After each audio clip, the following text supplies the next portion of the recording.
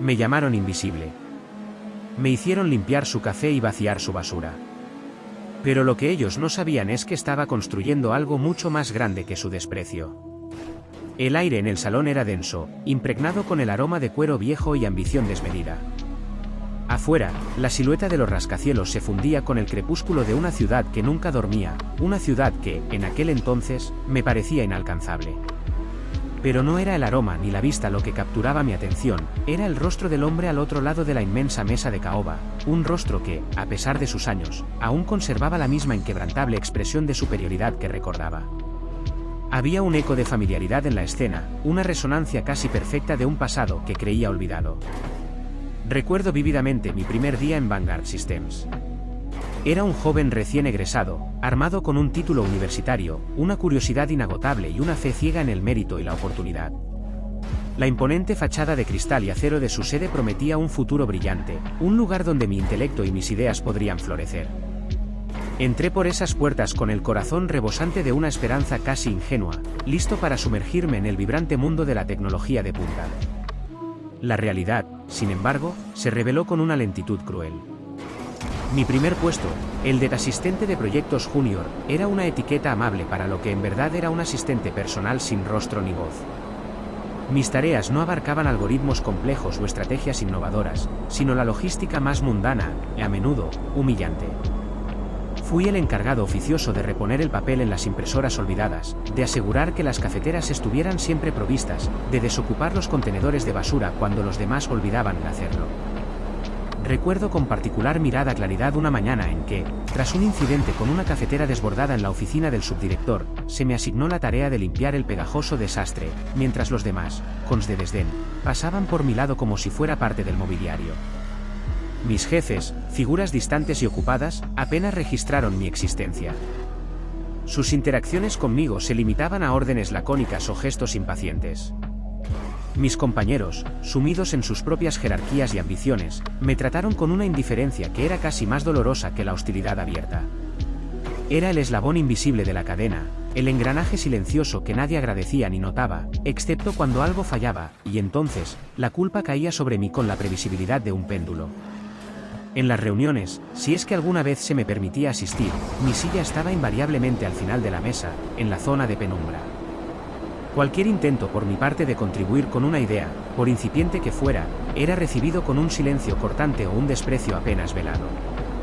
Eso se sale de tu ámbito, solía decir el señor Henderson, el gerente de desarrollo, un hombre de maneras pulcras y ojo frío, que ahora me miraba desde el otro lado de la mesa de caoba. Su mirada entonces no se detenía en mí, simplemente me atravesaba, como si el aire que ocupaba mi cuerpo no fuera lo suficientemente denso para bloquear su vista. La invisibilidad no era metafórica, era una condición impuesta por la percepción de los demás. Hubo momentos en que la frustración amenazó con ahogarme, en que el deseo de abandonar esa farsa se hizo casi insoportable. Pero en medio de esa humillación silenciosa, algo dentro de mí se endureció. Si era invisible para ellos, usaría esa invisibilidad como una ventaja. Mientras los demás se enfrascaban en las intrigas de oficina o en la rutina autocomplaciente, yo observaba. Observaba las dinámicas del mercado, analizaba las debilidades de Vanguard, escuchaba las quejas de los clientes y, lo más importante, estudiaba. Mis noches se convirtieron en un maratón de aprendizaje autoimpuesto. Devoraba libros sobre programación avanzada, gestión de proyectos, modelado financiero, desarrollo de productos y estrategias de mercado. Utilizaba mi acceso a los archivos de la empresa, por más triviales que fueran mis tareas, para comprender la infraestructura interna, los flujos de trabajo, los cuellos de botella. La biblioteca pública se convirtió en mi santuario, mi verdadera universidad. Aprendí a codificar con una fluidez que superaba a muchos de los programadores oficiales de Vanguard, a entender las tendencias emergentes que mis superiores ignoraban, a vislumbrar un futuro digital que ellos se negaban a ver. La semilla de mi propia empresa brotó de esa tierra árida de desprecio. Identifiqué un nicho, la necesidad de soluciones de software escalables y personalizadas para pequeñas y medianas empresas, un segmento del mercado que Vanguard Systems consideraba demasiado insignificante para molestarse. Mientras ellos perseguían contratos multimillonarios con corporaciones gigantes, yo veía la oportunidad en la agilidad, la personalización y el servicio al cliente que las grandes empresas no podían ofrecer. Un día, sin anuncio ni despedida, simplemente me fui. Mi renuncia fue tan imperceptible como mi presencia. No hubo fiesta, ni un apretón de manos de un superior, ni siquiera la curiosidad de un compañero. Recuerdo haber vaciado mi pequeña taquilla, dejando la llave sobre la mesa y saliendo por esas mismas puertas de cristal, pero esta vez con una certeza silenciosa en el corazón. Los primeros años de Aeterne Vascens, un nombre que elegí para evocar ligereza y omnipresencia, fueron una prueba de fuego. Trabajé desde mi pequeño apartamento, con un presupuesto que apenas cubriría el alquiler y la comida. Las noches seguían siendo largas, pero ahora estaban llenas de un propósito ferviente. Cada línea de código, cada maqueta de diseño, cada presentación de ventas estaba imbuida de mi visión: construir una empresa que valorara el talento por encima del estatus, la innovación por encima de la complacencia, y a las personas por encima de las apariencias. Poco a poco, los primeros clientes llegaron. Mis soluciones eran modestas, pero funcionales y eficientes. Mi reputación creció boca a boca. Contraté a mi primer empleado, luego a 2, luego a 10. Cada vez que seleccionaba a alguien, buscaba la chispa que Vanguard había extinguido en mí, la curiosidad, el ingenio, el hambre de aprender y de crear.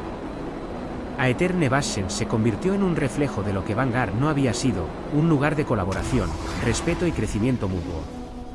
Los años pasaron. Aeterne Vascens se expandió, primero regionalmente, luego a nivel nacional, y finalmente, internacionalmente. Nuestras soluciones, antes vistas como nicho, se volvieron indispensables en un mercado en constante evolución. Fuimos pioneros en tecnologías que Vanguard había desestimado o tardado en adoptar. Los premios de la industria comenzaron a acumularse, las portadas de revistas nos presentaban como los innovadores del momento. Mi nombre, antes susurrado o ignorado, ahora era sinónimo de éxito y visión en el sector tecnológico. Mientras tanto, en las noticias financieras, los titulares sobre Vanguard Systems comenzaron a cambiar. Hablaban de estancamiento, de pérdida de cuota de mercado, de una incapacidad para adaptarse a las nuevas realidades digitales. Sus venerables sistemas, antes vistos como la cúspide de la ingeniería, ahora eran obsoletos. Su cultura corporativa, antes intocable, ahora era criticada por su rigidez y su falta de innovación. Y así llegamos a esta sala, a este día. La invitación había sido formal, casi reverencial. Aeterne Vascens ha sido una fuerza disruptiva en el mercado, decía el correo electrónico, firmado por el nuevo CEO de Vanguard, un hombre llamado Marcus Thorne, aunque el señor Henderson estaba allí, sentado a su lado como un vestigio del pasado. Creemos que una fusión estratégica podría beneficiar a muchas organizaciones. El señor Henderson me había reconocido de inmediato, a pesar de los años y de la transformación de mi figura. Su expresión, antes de fría indiferencia, había adoptado una matiz de sorpresa, mezclada con algo que parecía un incómodo asombro. Su mirada ya no me atravesaba, ahora se detenía en mí, estudiándome, como si intentara descifrar un enigma. Señor CEO, comenzó, mi voz tranquila y mesurada, sin una pizca de la emoción que podría haber sido comprensible. Agradezco su propuesta. Aeterne Vascens ha tenido un crecimiento considerable y estamos en una posición muy sólida. Marcus Thorne, el CEO, un hombre que evidentemente no me recordaba, se acercaba con una sonrisa que intentaba ser persuasiva. Precisamente.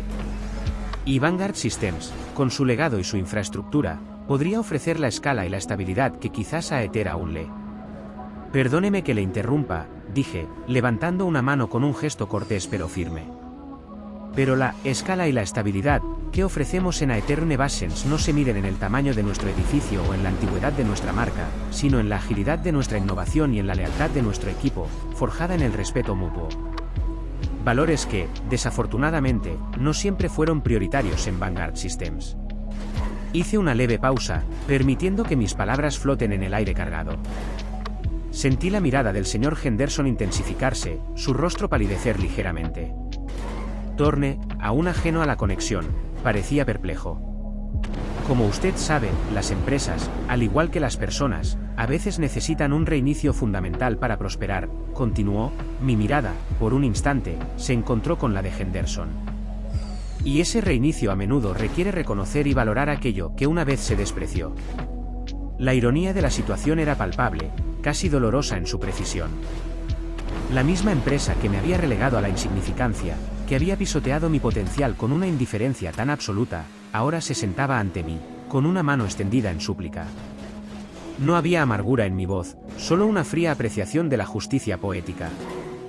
La dignidad no se encontraba en el desquite, sino en la afirmación silenciosa de mi propio valor, un valor que había cultivado en las sombras, lejos de su reconocimiento. Consideraremos su propuesta con la seriedad que merece cualquier oportunidad de negocio, concluyó, mi voz volviendo a un tono puramente profesional.